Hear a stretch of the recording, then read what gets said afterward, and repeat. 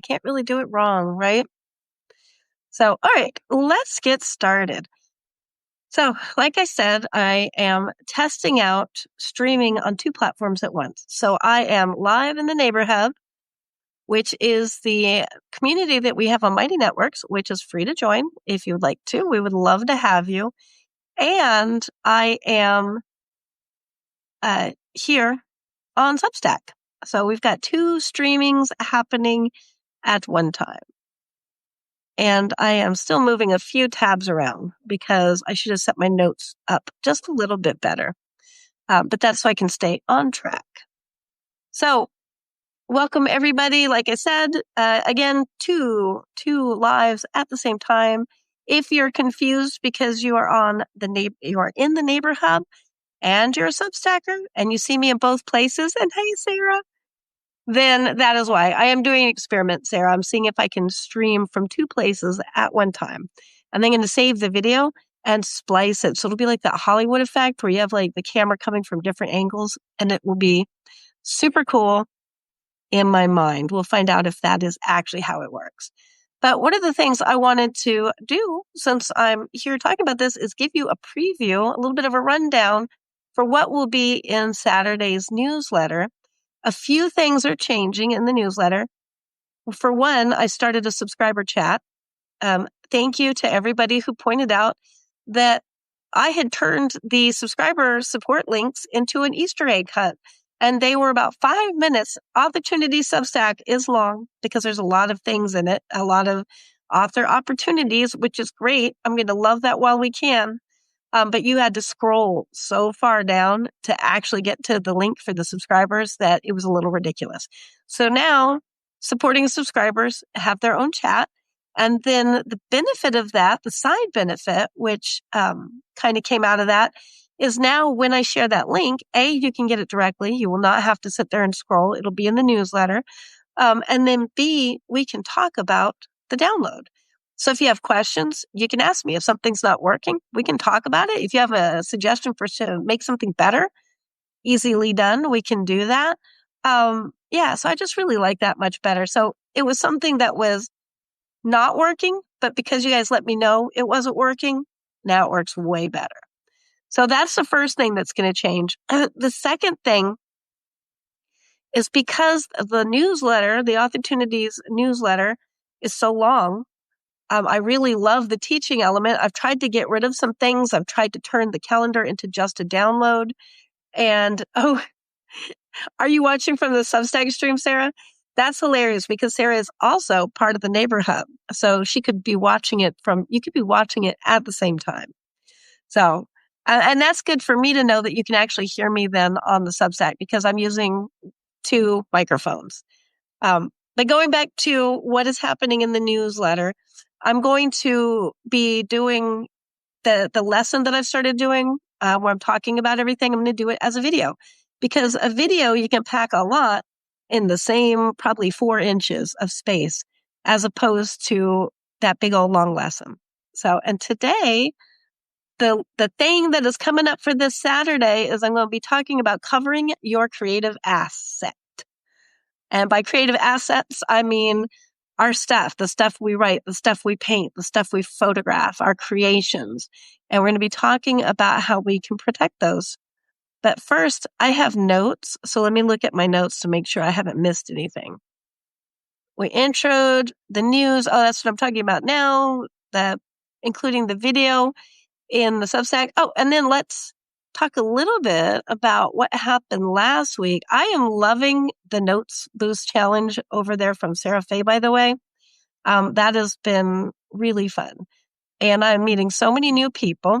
What did we even talk about last week? I am scrolling back to look. Not very quickly.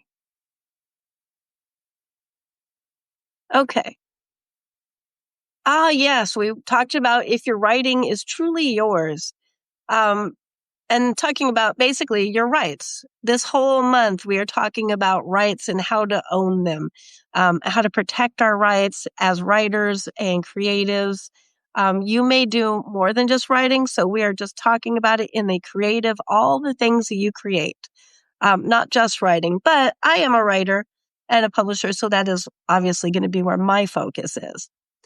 So we talked in last week about registering your copyright, and I saw a really good comment from Karen about that, Karen Bailey, and I agree. I have never registered my copyright with the copyright.gov in the US, but I included it because some people swear by it. Some people say it is so important and necessary. But I've never done it. I've been publishing for about 15 years now, and I've never done it. I've never had a problem. So I'm not a lawyer. I'm not going to tell you if you should do it or not. I don't do it. When I took over Space and Time magazine, it was registered at the Copyright Office, though, and now it's not. So I can't really say if it's, really if we should or we shouldn't. I don't, but I included the information in case you do. And we talked about tools and resources. I shared the Authors Guild, which if you're not a member of the Authors Guild, they're incredible.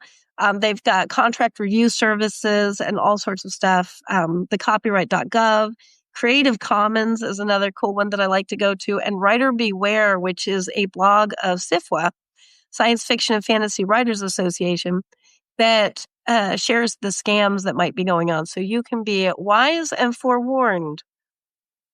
And that was last week. And then the download was the author rights management spreadsheet. So I hope those of you that have that are getting some good use out of it. Now, but let's talk about what is coming. What is coming for this next week? And like I said, I'm talking about covering your creative assets. And so one of the things that I've done recently, I've really been struggling with what I'm trying to say, like, how am I serving you? The people that watch this, the people that I'm writing to, what am I giving you that's helpful? And in my head, it was a lot. If you saw, I think it was last week, I shared that message, something about like, how do I take a universe and cram it into a paragraph so I can communicate this?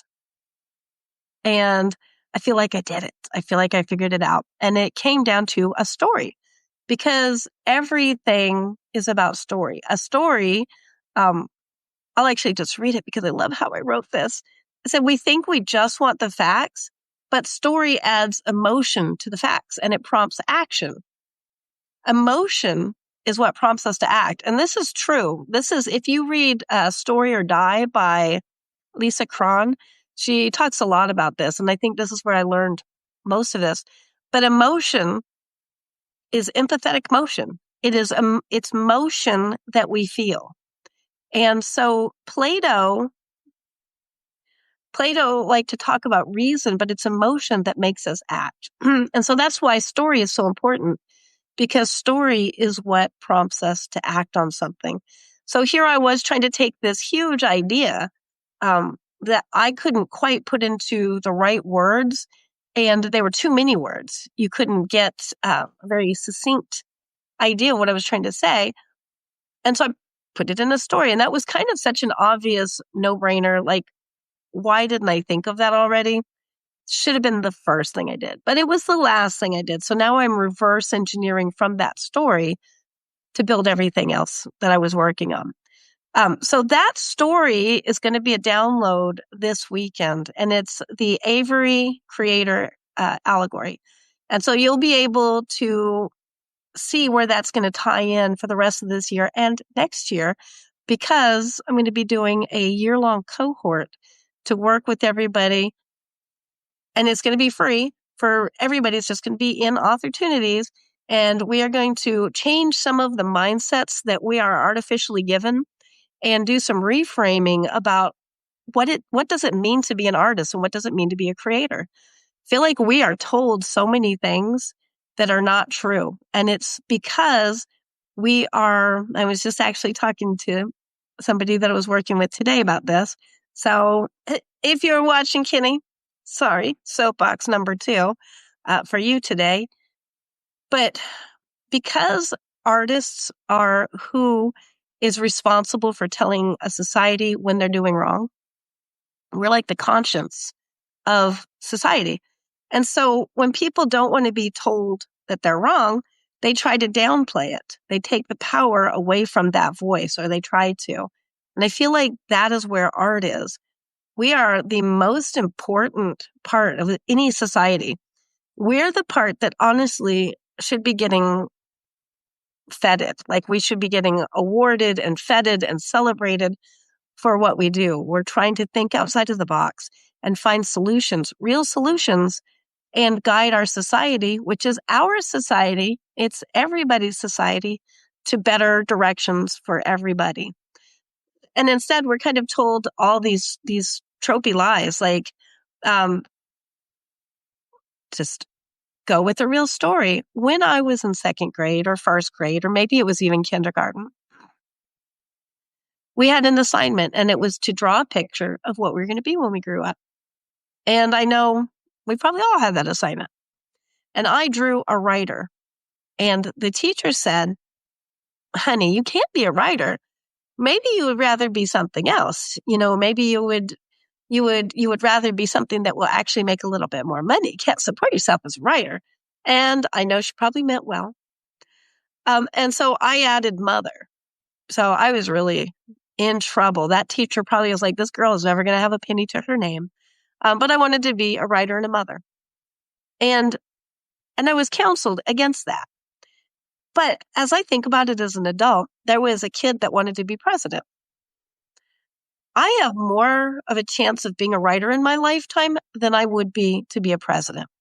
There was another kid that wanted to be an astronaut. I think there was a couple of astronauts. I have a better chance of being a writer than an astronaut. So why are the writers getting counseled? Why are the artists being counseled to have a better path, to choose something wiser, when we actually have a way better chance of actually achieving our dream and our desire? So that's my big gripe. And that is what the reframe is going to be about, is these lies that we're told, like we can't make money. Hell yeah, we can. And we can support ourselves. That we should think about doing something real. We are doing something real. This is 100% real. This is hyper real, because we are like, I hear a lot about 4D chess lately. We are 4D chessing reality. That's what art is.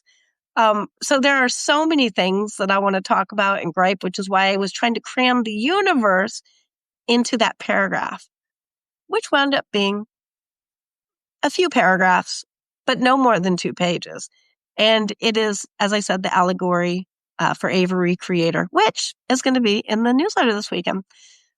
But so going along with that allegory, I took some of the things that we have to fight against, like people sucking our motivation, people scamming us and trying to take advantage of us.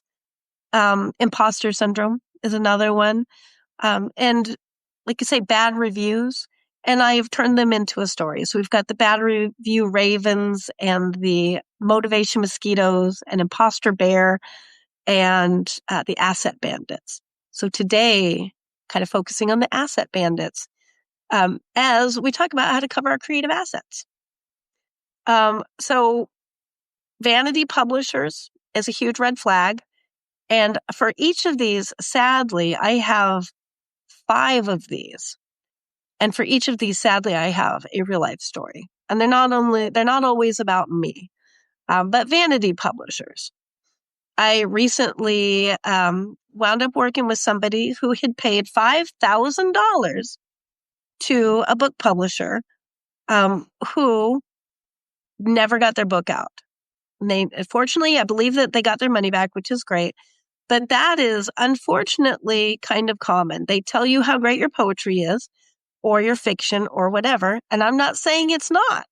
I'm just saying be very cautious when somebody hasn't had 5 minutes to read it, but they're telling you that it's the best thing ever and you're going to be on the New York Times bestseller list. And, that's another one. If people are promising you awards, huge red flag. So you can vet publishers. That's why it's so important to be parts of communities. That's why it's important to join organizations like the the Authors Guild, or SIFWA, or the HWA, the Horror Writers Association, so that you can vet these people. You can find out from your community who is a bad player and who's not.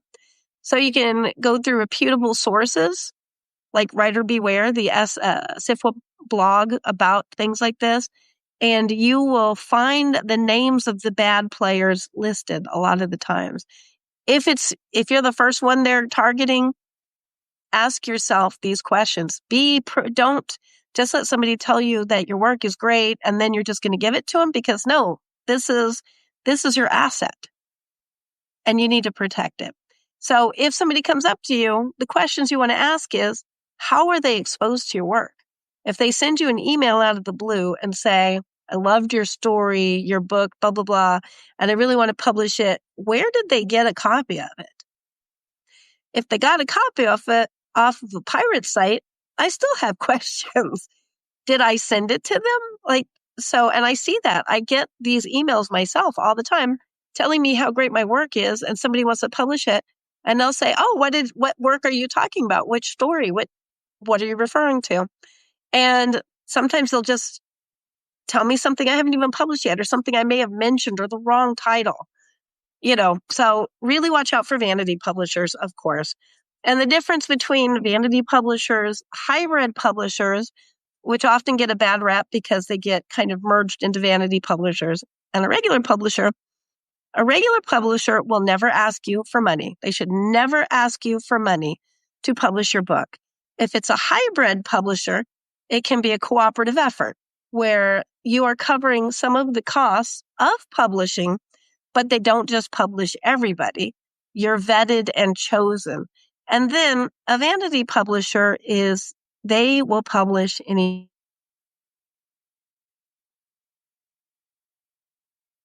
out there you do not get involved with. The second one, predatory agents and publishers. And this kind of goes with the vanity publishers, agents who charge upfront reading fees or submission fees. An agent makes money by selling your work. If they can't sell your work, then they're not going to make any money. You don't pay an agent ever to represent your work. Period. There is no reason that you would be paying an agent or a publisher that would put them in the vanity publishing to look at your work. And so that is really why you love your work, and your work is good, and your work is worth it, and your work is valid. But be cautious of people who are coming in telling you your work is the best or promising huge things, like New York Times bestseller list. Those are the people you really have to watch out for. Overpriced services goes along with those too. These are other asset bandits we have to watch out for. And recently, I probably shouldn't say names, but it's a publisher that it's pretty high up on the publishing hierarchy, I'll say.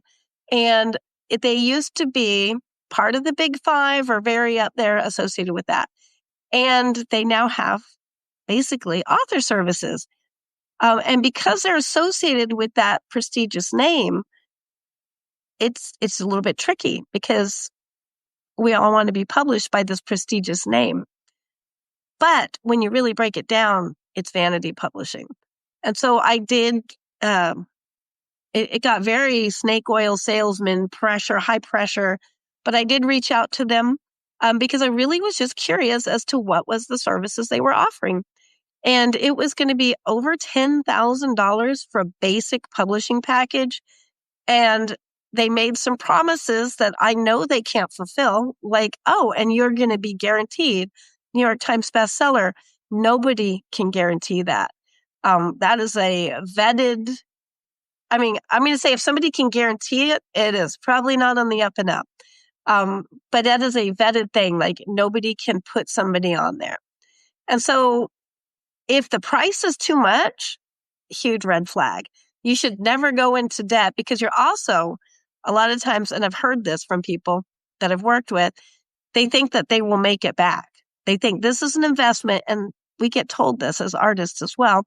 This is an investment in yourself and your career, and you'll make this money back tenfold. That could happen, but it's not a given. It is not a likely thing. And if you have to think of this business strategically, and you have to think of, it's art. But when we are putting it out there and publishing it and displaying it and exhibiting it and selling it, it has become a product. And we have to stop thinking like that we're lucky to get out there. No, we are making a product. People that make stuff, say cutting boards, don't say, oh, I'm so lucky somebody bought my cutting board. No, somebody needed to cut meat, so they got a cutting board. It's not that big of a deal. We have work that people need, and whether they need it to be educated, whether they need it to be inspired, whether they need it to get hope. And by the way, none of those things have I ever seen in a cutting board. Maybe I'm just buying really crappy cutting boards. But we provide a service just like everybody else. And so we should not feel grateful when somebody partakes of our service. Not everybody will. Not everybody needs a cutting board. But I'm pretty sure everybody needs art of some type. It might be your art. It might be my art. But we need art because we're humans. Rights grabs. Ooh, I really have a story about this one.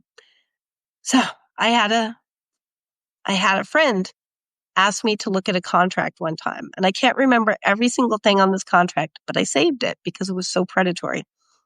And it's a company that goes around and they find people photographers a lot of times, and they get the photographer to write a book about the area. A lot of it is history book type things, like your small town, the history of.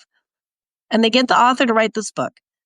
But in the contract, they keep all the rights forever. Like they never return the rights. This is called a rights grab. And I believe in that contract, they have all the rights, like audio. Oh, yeah. And an exclusion, you can't do a similar book. Like you can't, if I'm trying to be careful so I do not disclose too much information and identify somebody by accident. But I live here in Brazil. And so say I was doing a book, I was doing photography of the Brazilian dogs, which I actually want to do. And then their book would be about the Brazilian dogs, but then they're saying in that contract, I can now do no more books with photos of Brazilian dogs in them. No, that is too much of your power that you are giving away for again, that feeling of, oh, please publish me, please date me. I don't want to be the last one on the team. No, we have something valid that we're offering, and we should never feel that way, and we never should be made to feel that way. So do not let people have rights grabs. Look at these contracts. Go to SIFWA and go to the Authors Guild and have them look at the contracts. Ask your friends, ask people that are more experienced with you, what do you think of this contract? You also have the right to ask questions from whoever gave you that contract. 100%. And if anybody ever makes you feel bad about bugging them to ask about this contract, you might not want to publish with them. I'm just saying. Another asset bandit that we have to watch out for is misleading contests. Again, this preys upon the flattery aspect. We want people to love our work, but we really have to be discerning with that flattery. And this is another true story. I have a friend, and I used to see these all the time. It's a poetry contest. You may have seen these as well in the back of magazines back in the day when classifieds were a thing. But it was a poetry contest. I believe you had to pay fees to enter. Fees to enter things are a whole nother thing. I'm not against those when they're fair. Somebody has to pay to have prizes, and not everybody's doing advertising and stuff like that. But this was a fee to read the poems. And then if you won, and everybody won, you would have your poem published in their book. And they preyed, I don't know if they're still around, but they would prey upon first-time poets, first-time authors, because it's so exhilarating and exciting to see your name in print. This was mostly at a time, too, when it was much harder to get in print as it is now. So I'm going to say that's part of the reason why this was such an easy scam. But they would tell you, you won, your poem is going to be published in this book. To buy the book, though, to see this poem, You had to buy the book. And it was I think it was like a $300 book, which is ridiculous. And then to get your certificate, you had to pay for it. To get any kind of award, it was an upgrade. You had to pay for it. That is a scammy contest, and that is misleading. And that is one of the other things we want to watch out for. So what can you do to protect your assets? Like I said, do something, join a community where you can share information. The Authors Guild is one. Links are going to be in the video. This whole video, by the way, will be in this Saturday's, but it will be edited and nice. So all my ums and stutters and tangents, like this very one that you're listening to right now, will be cut out and it'll be streamlined. So that'll be in the Saturday, and the links to these things will be underneath in that description. So the Authors Guild link will be in the description. They're fantastic for helping protect authors' rights. They have advocacy and expert contract reviewing. Alliance of Independent Authors, Ally. They have watchdogs of reputable services, and they also have lists of who to avoid. The Association of Authors Representatives, AAR, they also have professional standards for literary agents. And so to sum all this up, trust your instincts, I'm going to say. If something feels too good, if somebody is telling you your poetry is from the voice of angels, and you're kind of like, oh, it sounds a lot like that guy that tried to date me back in whatever, and he turned out to be a little bit of a scammer. I don't know if you can hear all the dogs barking, but I have a lot of dogs barking in the background. Trust your instinct. If it sounds too good to be true, it might be. It doesn't mean it is.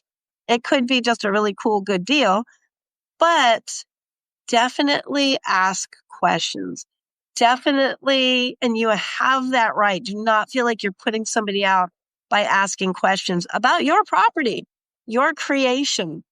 If somebody wanted to borrow your car, you would ask them many questions, but we will take our future worth. Can you imagine if Tolkien had just given away the rights to The Hobbit and everything? He's cheating his whole family by doing that. So that is why it's allowed. We should ask questions. If we're going to ask more questions for somebody borrowing our stupid car than we do about our legacy of things that we create, that's a problem. Stay connected. Stay connected in these communities. Engage with other authors and talk to them, because you're going to hear about who the bad players are that way. And you're going to be able to share when you come across something that you should learn about. And also maintain your confidence. They like to prey upon people who don't realize how much their work has value and how much value it potentially has. Once you've written those words down and you've created a story, that never goes away.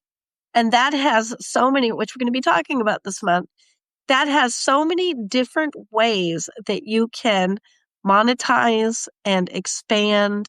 You can turn it into a series. One short story can become a novel, can become a series, can become a series on Netflix, can become audiobooks, can become translated in all the different languages, become a comic series. You can continue spinning off of it, turn it into a universe like Marvel. Can you imagine if Marvel had given away their rights in the beginning to forever to some scammy? Yeah, don't do it. We just need to be smarter, and we need to be informed, and we need to trust in ourselves and our value and the value of our work. So that is the thing that I'm going to be talking about. Well, the thing I did just talk about, but I will edit it up and it'll be nice and clean for this weekend. That will be in the newsletter this weekend. And we will also be talking about, I'm looking at my list. That's the pause. See, all these pauses will be cut out in the video that you see this weekend in the newsletter. I want to talk about a little bit about a Substack that's coming up. Actually, I'm going to have a list in the newsletter of awesome Substacks that have recently come out of the Authortunities Neighbor Hub. But I'm super excited because there's one coming called The Underdog Bet. Oh, Sarah, who is in this chat right now, Sarah Castaneda is going to have this. And that has been such a cool thing to watch this Substack develop and be birthed and come into the light. And I'm very excited about that. That is what we're here for, is to bounce off of each other and to create as a community. Soho and other communities like that, Impressionism. If you ever go back and you look at the story of how these artistic waves and artistic movements started, it was always a community. It started out with a small group of people that worked together and you're welcome, Sarah. And I am so excited to see this. But it's community, people getting together, working together, inspiring each other, bouncing ideas off of each other, and we all become bigger. And that is what we're doing. So this is perfect time for me to tell you, you should come join the community at neighborhub.com, and it's free. And there's about 315 of us or 50 of us right now. And we have open mics and we've got meetings to just talk about whatever is coming up. Could be scams, could be talking about writer scams. We've got Substack classes where we kind of are going over what is everybody doing with their Substacks and answering questions. And I can't think of all the cool things. Oh, we've got astrology in there. Nikki DeCastro does astrology. It's a very cool community. I'm going to say the coolest people are in that community. And many of you came from the Authortunities community, the Substack community, which is why I am doing both of these lives at once, because I was trying to figure out, and this is where the experiment today comes in. I was trying to figure out, I need to do a live every week, but for who? I love Substack and I love the Authortunities Neighbor Hub. So who would I do the live for? And then I figured out I can play on both teams and do 2 lives at the same time. So we'll find out. This could be a total disaster, but we'll find out on Saturday.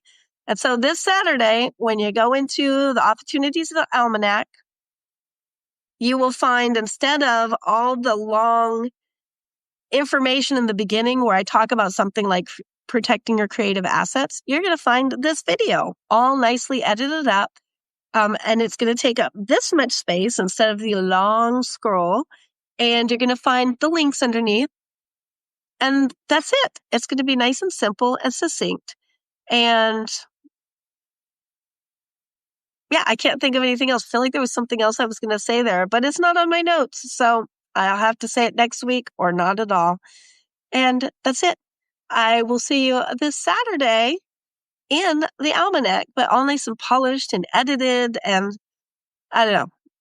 We'll see how it turns out. But that's it. I will see you guys next Tuesday doing the live. I will see you nice and polished this Saturday in the actual Substack. And other than that, I will just see you in the community. Oh, did I say that I started the subscriber chat, the paid subscriber chat, supporting subscriber chat? I think I did. So if I didn't, I just said it, but also go check my notes because I talk about it there. So many things to remember. I have notes and I have to have notes on my notes. So, all right. Goodbye, guys. I hope you have a wonderful week. And yeah, good luck with everything. I know it's kind of crazy right now, but remember, the crazier it gets, the more we need art to tell us why it's crazy and to be that lens. Artists are the prism. The white light comes in and it comes into us. And then we translate that light and help everybody else to see all the colors that are in it, the reality of that light, that it isn't white light, that it's all the colors. And that is what art is here for. We need to translate what is coming into us to everybody else and help them understand it and see it for what it is. So that's it. Keep creating, and I will talk to you next Tuesday. Bye.